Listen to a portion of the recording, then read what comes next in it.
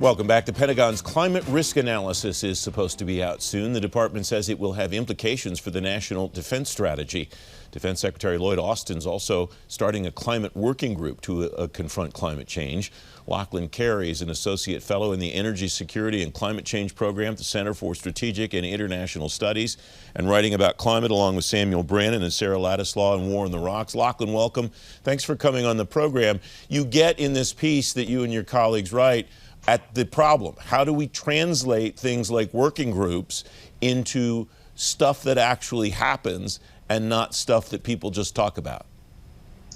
Yeah, it's a really tough question. And what we focused on was what the national intelligence community calls structured analytic techniques. And these were first sort of popularized in the wake of the Iraq War and the intelligence failures that happened with that, and the discovery of, or not discovery of, weapons of mass destruction. And so what this does is sort of address the cognitive biases that I think really hold back the DoD and other actors in thinking about climate change and the long-term risks that it presents to our national security.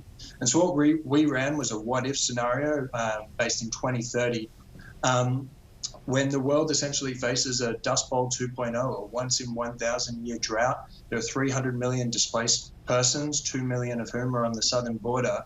And so how do we get to that position, and what are the steps that need to be taken between now and 2030 to avoid it?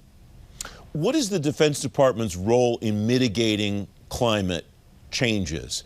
Is there something beyond the scope of ensuring that its own climate footprint is within reason, or is there something broader that the department should be doing? Yeah, look, honestly, I think the department's footprint is something of a distraction. I mean, just as you and I, we can only emit so much as the tools at our disposal. I can't afford an electric vehicle in the same way I don't think the Department of Defense can suddenly afford to switch to electric tanks and fighter jets. So what it can do, however, is really invest in technological innovation and deployment of those new technologies. I mean, you could imagine if the DoD committed to putting money behind research and development into electric fighter jets or naval ships. I mean, these are areas where we're drastically behind where the technology needs to be in order to reach our climate goals. Other areas where I think the DoD could really step up is in depoliticizing and prioritizing the issue among the American public. I mean, Republican support for climate change action and belief in climate change as a man-made issue is at an all-time low, just when we need to be acting, as if it's a crisis. The U.S. military remains the most trusted institution in the United States, and I think it should really lean into that. And you're starting to see the Biden administration take the necessary steps. Secretary Lloyd Austin has made a number of really positive comments about climate change. And I think that could make a real difference. You and your colleagues write in this piece, the two key challenges to climate action at the Defense Department are the complexity of accurately modeling future risks and the deteriorated state of the department's strategic foresight capabilities. You addressed the first issue, the modeling future risks, a moment ago. What has to happen? Who needs what skill sets in order to build back that assessment capability that you're talking about? Well, I think one lesson we really learned in this exercise is that no one has the whole skill set. No one is an expert in every issue that touches on climate change, because climate change touches on every issue. And so what we really need here is a whole of government approach. The DoD needs to work with the State Department, with USAID in particular, but also the Department of Energy and many others. The expertise throughout the US federal government is spectacular, and it should really take advantage of that.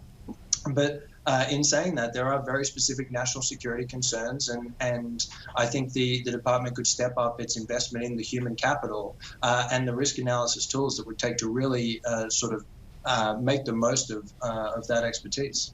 You write in this piece, climate action at the Defense Department could become mired in its bureaucracy's underperforming strategic foresight process, and you lay out some of the possibilities that could happen.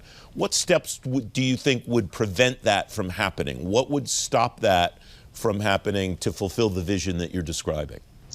Well, I think, as you mentioned, you're really taking seriously this climate change working group, is a really positive step forward. The climate risk analysis, which is due in 120 days, if that's taken seriously and then made a real priority within the administration and also with the public. I think sensitizing the public to the fact that climate change is a national security issue, and to oppose climate action, I think, is really to invite further threats to the peace and security of America and its peoples.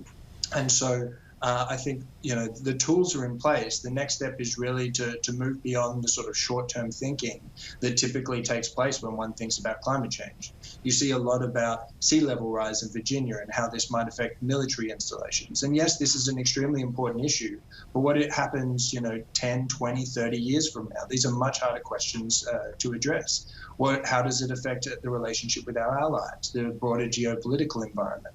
What about the energy transition? What happens to the Middle East when oil demand plummets? This wasn't exactly an area known for peace and stability beforehand. What happens when you take the oil revenue away? You only need to look at the solar industry to see how the clean energy transition is changing the geopolitical environment.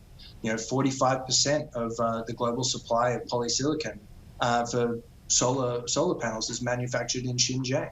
And of course, this is raising all sorts of tensions, between the US and China already. And as more and more of our energy comes from these sources, we're going to see that environment around energy security and the geopolitics of securing our energy future change quite dramatically. Lachlan Carey, thanks very much for joining me. Appreciate your time. Thanks, Francis.